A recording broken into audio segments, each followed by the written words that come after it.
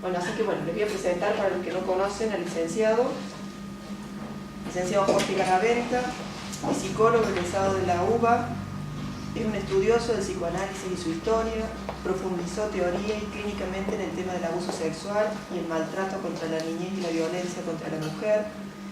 Participó en numerosos congresos nacionales e internacionales como panelista invitado, así como en gran cantidad de jornadas, seminarios y simposios. Es consultor constante de distintos medios masivos de comunicación social. Fue docente en las universidades de Buenos Aires y El Salvador. Ha publicado más de 100 artículos sobre la especialidad y es autor invitado en 15 libros sobre las citadas temáticas.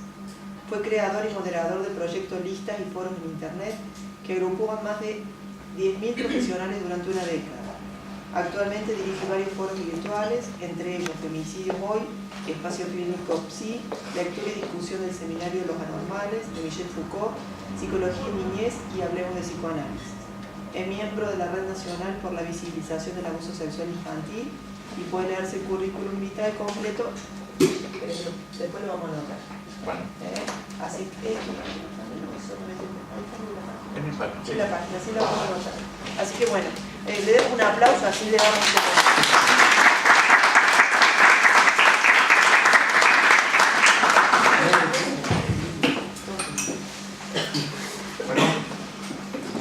gracias, buenos días y gracias por la presencia de todas y todos. Para mí es un orgullo estar invitado por cuarta vez a este ciclo de charlas. Así que vamos a tratar de ver si logramos estar más o menos a la altura de las circunstancias. Antes les digo, si alguien nos conocemos y no lo he saludado, porque soy bastante chicaco, así que desde acá, o me pongo los anteojos para ver esto, o los veo a ustedes, que mirar acá un poco los apuntes. Sobre estas jornadas que transcurren a lo largo del año, a mí me gustaría subrayar primero que nada la coherencia organizativa y temática, por un lado, y por otro lado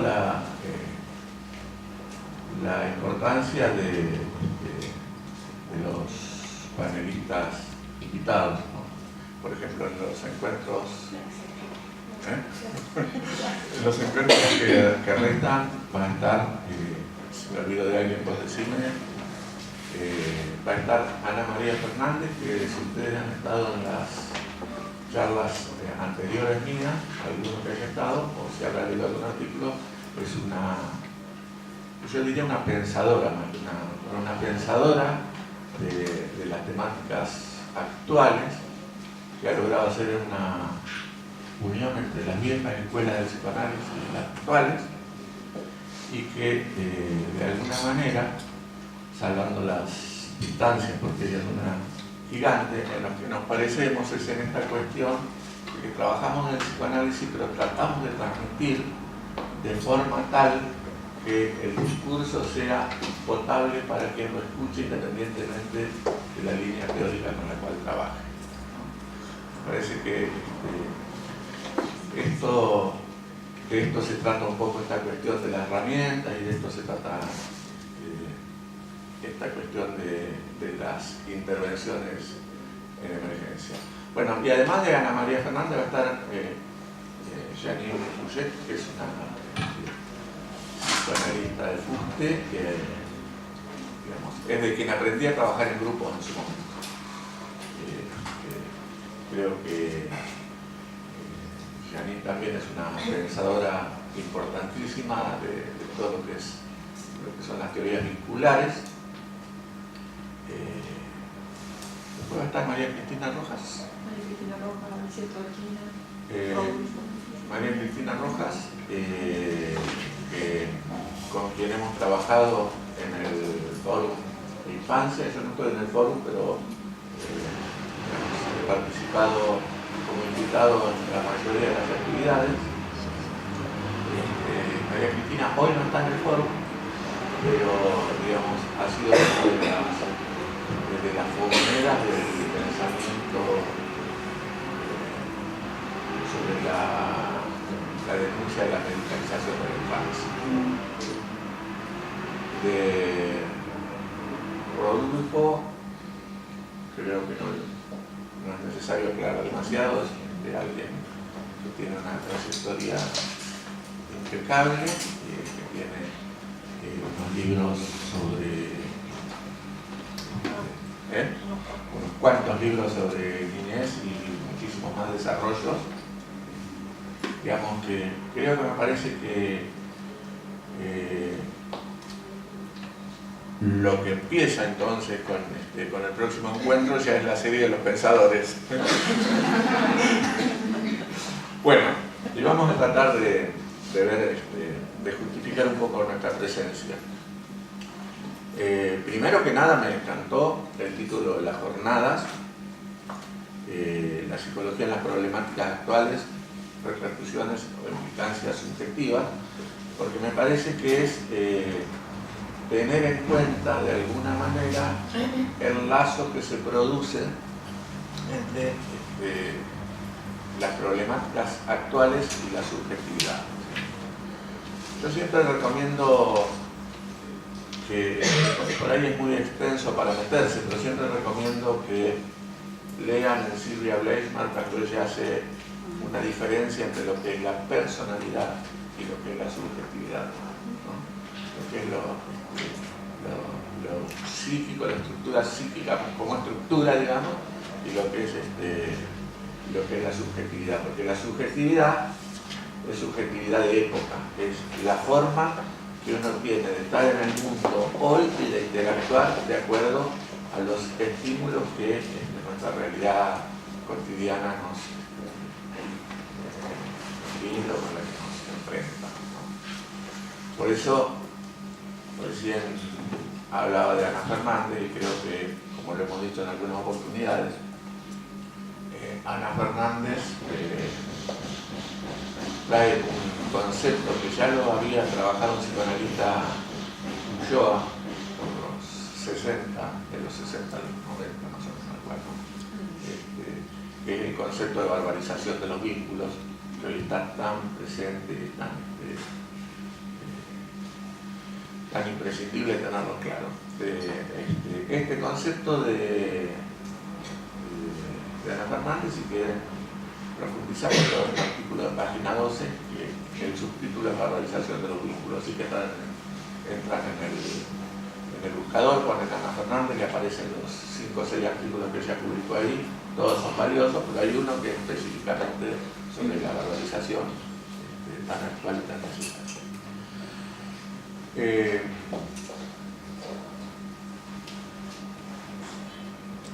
Les voy a contar, si no lo tengo en la cabeza y me queda dando vuelta. Estaba desayunando y en la otra mesa, en el desayuno, había una pareja que estaban, no era una pareja, perdón, eran 2 chicas que estaban hablando sobre la pareja de una de ellas. Estaban hablando en voz muy alta. Yo ya venía escuchando. Y bueno, vos viste cómo es esta cuestión de la vocación. Escucho siempre presente. Bueno, claro. Resulta que estas chicas, no sé dónde trabajan, parece que en un lugar en las afueras de Córdoba, que hay según una de las chicas decía, era un barrio no demasiado confiable. Y entonces le contaba una a la otra que había ido con el auto. Entonces decía, yo no sé el quilombo que se me va a armar cuando mi marido se dé cuenta. Entonces ella le decía, no, cuando le diga a mi marido. Entonces la otra piba le decía, pero no le diga, ¿para qué le va a decir? Porque lo que no le tenía que decir es que había ido con el coche, ¿no? Parece que va a ser el colectivo y sería, no sé por qué se le antojó birlarle el falo al señor. Y entonces la piba decía, no, si yo se lo llevo a ocultar es peor, porque cuando él vea el kilometraje, yo ahí tengo 21 kilómetros que no sé cómo justificarlo. Y entonces yo pensaba, bueno, qué buen ejemplo para llevar hoy acerca de las cuestiones de la violencia de género y acerca de estas cuestiones sutiles, porque cuando nosotros hablamos de femicidio, se nos suele decir, bueno, pero en realidad nuestra intervención en las temáticas de femicidio no son posibles, en el femicidio propiamente dicho, porque cuando se produce el femicidio ya no hay posibilidad de intervenir, cosa que es relativamente cierta, por lo menos en relación a la víctima. Pero, por otro lado, pensaba cuántos de estos signos, como cuántos de estos signos uno deja pasar, lo toma graciosamente y no lo encuadra dentro de, ojo, acá podemos estar ante una situación encubierta de violencia de género. La cuestión que siempre decimos que los femicidios son digamos, en todo caso la etapa superior de la violencia contra la mujer. Que no hay, es raro que haya un femicida que se despertó una mañana siendo femicida, sino que hay toda una historia de la pareja que generalmente empieza con cuestiones muy sutiles y que termina con esta situación. Por eso es tan importante tener en cuenta este tipo de signos. Después vamos a volver a eso, pero sobre todo porque, digamos, por lo que está pasando en Córdoba, porque si hay un lugar donde uno puede decir que estos crímenes eran evitables y que no se hizo absolutamente nada para evitarlos, es en Córdoba, precisamente porque Córdoba es la única provincia del país que no ha adherido a la ley contra la eliminación de todo tipo de violencia contra la mujer. Y esto uno podría leerlo y según el lugar donde ideológica y partidariamente esté sentado cada uno, podría llegar hasta a admitirlo y entenderlo. El problema es que eso implica falta de presupuesto, falta de políticas y además falta de políticas unificadas. ¿Sí?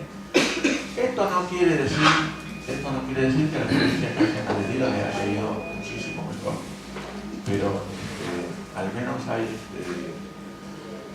un pensamiento alrededor de esto, ¿no? Y de hecho, por alguna razón,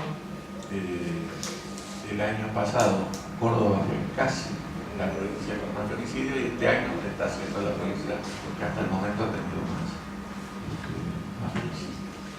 Y en realidad, a mí me parece que los psicólogos tenemos mucho que decir, mucho que aportar a la temática, hay mucho que pensar sobre eso, sobre todo habida cuenta de que si hace 8 años que se están haciendo los registros informales, pero se están haciendo a través de la Casa del Encuentro, y en estos 8 años siguen ocurriendo alrededor de 300 crímenes de odio por año, esto significa que hay cosas que no se están haciendo bien y que hay que barajar y dar de nuevo. Yo leía hoy a la mañana, tratando de arreglar un poquito más esta cosa, lo que pasa en México. En México, en alrededor de 8 años hubo 44.000 femicidios.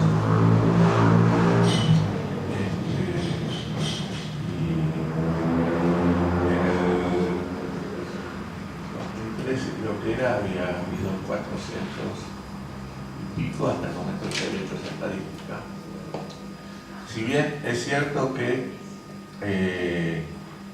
México además tiene las características de que el femicidio en algunas regiones ha tenido implicancias en relación a las políticas del narcotráfico. No obstante eso, creo que son cifras que aterran y que además obligatoriamente invitan a pensar un poco más sobre la temática y sobre qué podemos hacer cada uno de nosotros en relación a esto. Y cuando digo cada uno de nosotros, estoy hablando de nosotros como psicólogos, nosotros como colegas, nosotros como profesionales que algún tipo de respuesta necesitamos pensar en relación a esto y sobre todo, insisto, en revisar nuestras propias prácticas, ¿no? En relación a las violencias.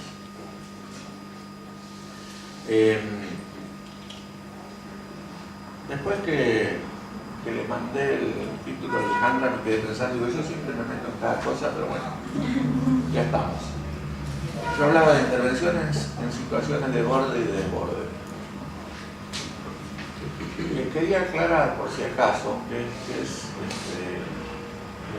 es un juego de palabras. Situaciones de desborde, situaciones de desborde, son como conceptos que hay que tenerlos en claro. A mí me parece, esto que voy a decir ahora es una opción de trabajo personal. A mí me parece que cuando se achicó el tema de la clasificación de los cuadros de las llamadas enfermedades mentales y se estableció como tres categorías: neurosis, psicosis y perversiones. A mí me parece que algo de la posibilidad de trabajar de otra manera y sobre todo de intervenir de otra manera se perdió. Y voy a tratar de ser claro en esto porque si no parecería que es contradictorio con lo otro que siempre planteo, que es la cuestión de no al etiquetamiento. Como psicólogos tenemos que saber que no es lo mismo diagnosticar que etiquetar. Son distintas cuestiones. Hay una revista maravillosa, independientemente que haya un artículo mío, pero es una revista maravillosa, que es la revista del Colegio de Psicólogos. Creo que es la última. Sí, no es la última. De todas maneras, para los que no tienen, después hay para entregarles. Bueno, esa revista fue dedicada al diagnóstico. Y ya que estamos en esta cuestión de las intervenciones, ¿sí? Es una revista que yo los invito a leerla porque es un manual de intervenciones, ¿no? Yo creo que es una revista que debería trascender en algún momento el ámbito del colegio y poder distribuirse. ¿Está trascendiendo? Bueno, claro, porque en realidad hay un material muy rico. Porque la cuestión yo decía, no es lo mismo diagnosticar que etiquetar. Porque etiquetar implica ponerle el nombre al cuadro y a partir de ese momento empezar a escuchar desde ahí al paciente. Digamos, yo presupongo que fulano es un neurótico obsesivo, y entonces a partir de ahí ha visto toda mi escucha y todas mis intervenciones en función de eso. Con el agravante prejuicioso, además, que conlleva ese tipo de intervenciones. ¿Qué quiero decir con agravante prejuicioso? Por ejemplo, que si viene una histérica se supone que va a venir a seducir o hacer algún ejercicio de simulación o de exageración, que si viene un obsesivo puede sacar un crédito tranquilo porque se va a quedar muchos años y va a estar dando vueltas siempre alrededor de lo mismo. En realidad, este tipo de especulación, este tipo de intercambios, este tipo de escuchas a partir de de la etiqueta, en realidad, de lo que habla es pobremente de nosotros como terapeutas, ¿no? Porque, digamos, el paciente hace lo que puede. En realidad, los que nos tenemos que ver con la defensa del paciente somos nosotros. El paciente viene y despliega lo que le ocurre. Antes de decir, quería preguntar, ¿son de instituciones, trabajan en instituciones, en consultorios privados? ¿Cuál es qué es lo que predomina en ustedes? O estudiantes, exacto.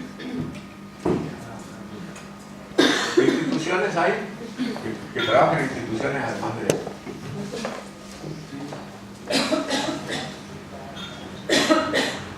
¿Y el resto de consultorios?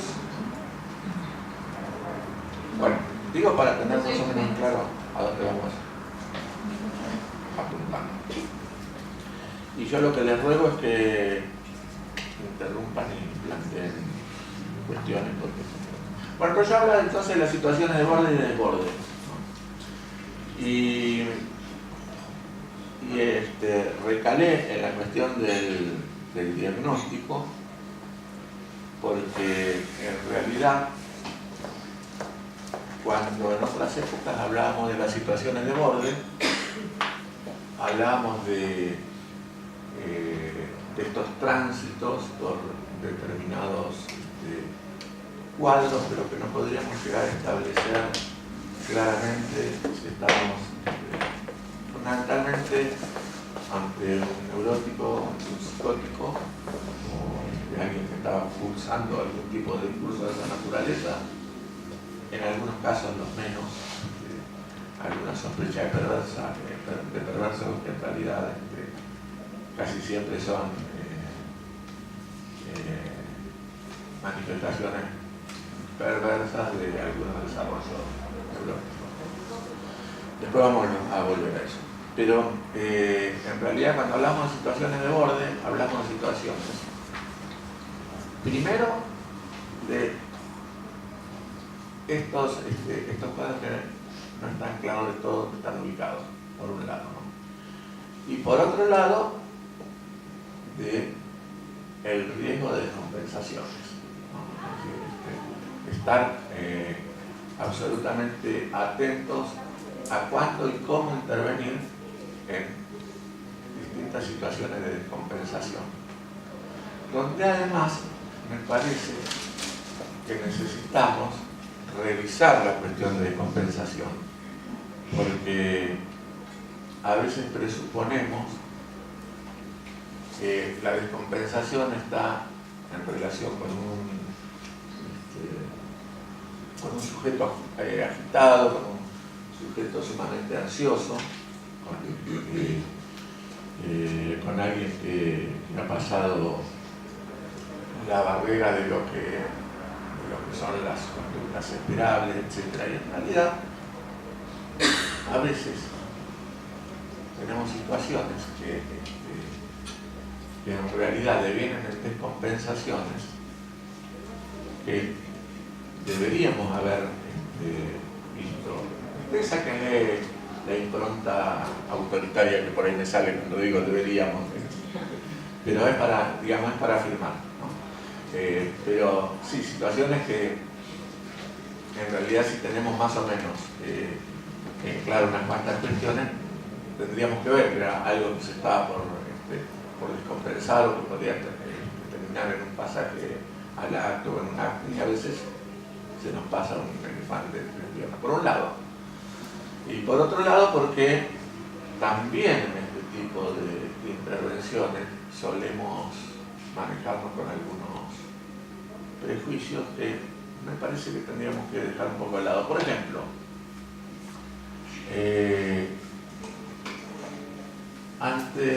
esto se ve bastante en las supervisiones, ante un intento de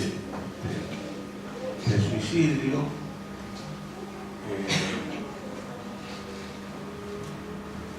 los los psicólogos preguntan si eso está bien, cómo fue, de qué forma, qué hizo, qué tomó. Pero en realidad se suele subrayar, se suele hacer centro en la cuestión de, si tomó pastillas no se quiso suicidar. Depende también de la pastilla que haya tomado, pero en general dicen, si tomó Rivotril, Alplax, cualquiera de esas, entonces no se quiso suicidar, se minimiza la cuestión del riesgo y se pierde algo que me parece que tiene que ser una cuestión que hay que tener muy en claro, que ante una situación de desborde, cualquier estructura puede terminar en un acto suicida, sea o no exitoso, pero cualquier estructura es factible de descompensarse. Cuando yo hablo de estructuras, no sé si ustedes esto lo trabajarán en la universidad, pero cuando yo hablo de estructura,